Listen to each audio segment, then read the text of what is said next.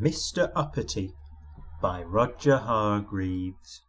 This is the story of Mr. Uppity, and how Mr. Uppity finishes this story not quite so uppity as at the beginning of the story.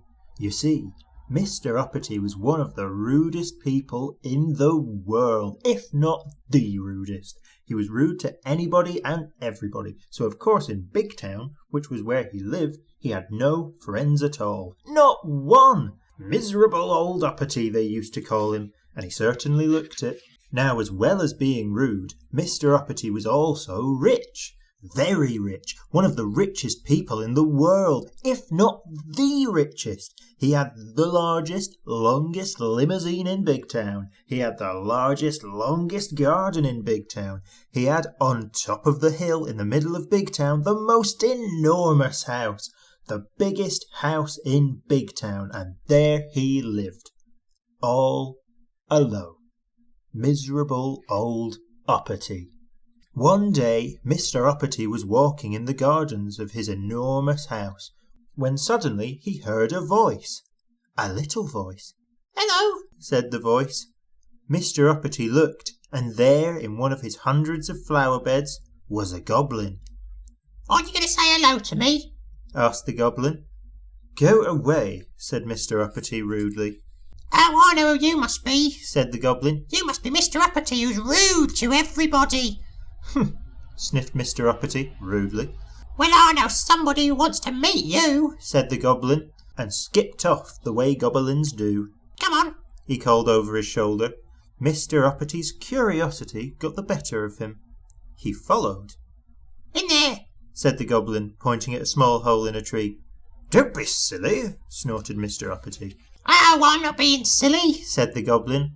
Yes, you are, snapped Mr. Uppity. I can't possibly get in there. "Aha!" smiled the goblin, and there he said a magic word known only to goblins, which sounded like "Wobbly gobbly gook," or something like that.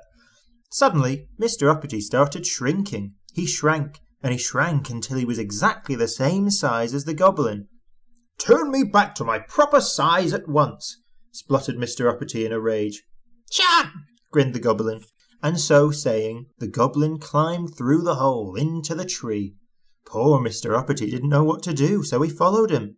Inside the tree there was a staircase going down and down. Do you know where it led to? It led to the kingdom of the goblins, that's where. I demand to be taken immediately to whoever is in charge, said Mr. Uppity angrily.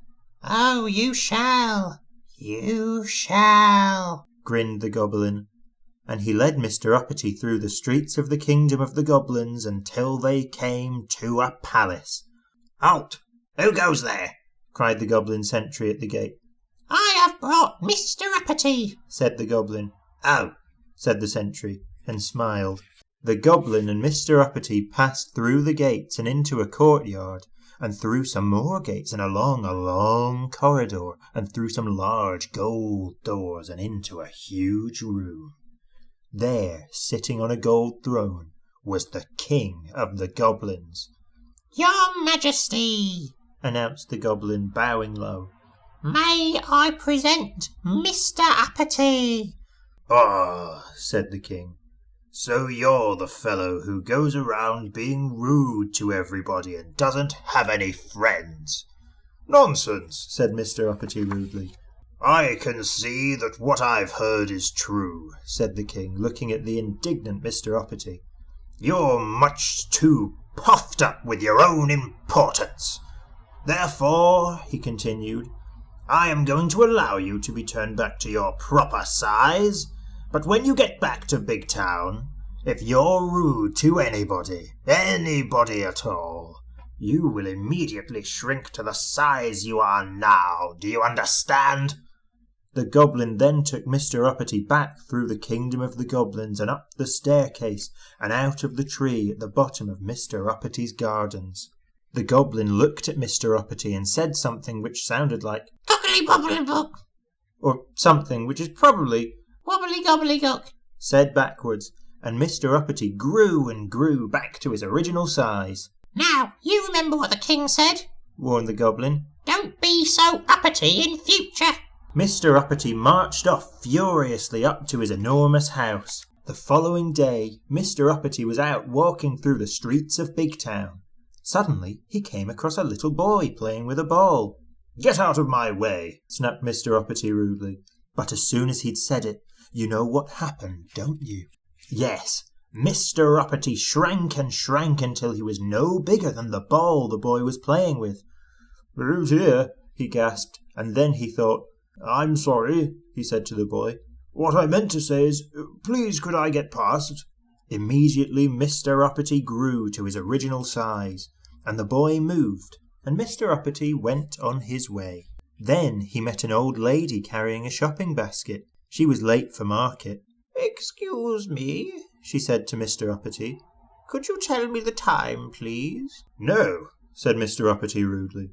But as soon as he'd said it, you know what happened, don't you? Yes, Mr. Uppity shrank and shrank until he could easily have fitted into the old lady's basket. "Oh dear," he gasped, and then he thought. "I'm sorry," he said to the old lady. "What I meant to say was, it's 25 past 11. Immediately Mr. Uppity grew to his original size, and the old lady thanked him, and Mr. Uppity went on his way. Then he went and bought a newspaper from a man standing on the corner of the main street in Big Town. He was just about to walk away when suddenly he stopped and thought. He turned back to the old man and said, "Thank you." "Thank you" were two words Mr. Uppity had never used before. The man smiled. A smile was something Mr. Uppity wasn't used to getting. Then Mr. Uppity was stopped by a man who asked him if he could tell him the way to the bank. Mr. Uppity was about to say no, when he thought. "Yes," he said, and told the man. "Thank you," said the man. "Thank you" were words Mr. Uppity not only had never used before, but had never had said to him before. Mr. Uppity smiled. He felt happy. Happy was a feeling Mr. Uppity wasn't used to feeling. He liked it. And do you know, from that day forward to this day backward, Mr. Uppity is a changed person. He's still the richest person in Big Town, perhaps the richest person in the world, but now he has lots of friends, and he smiles a lot, and he never gets that shrinking feeling. And do you know which words Mr. Uppity uses most of all these days? Please and thank you. So what we'd like to say is thank you for reading this story. And if you're ever thinking about being rude to somebody, please keep a sharp lookout For goblins.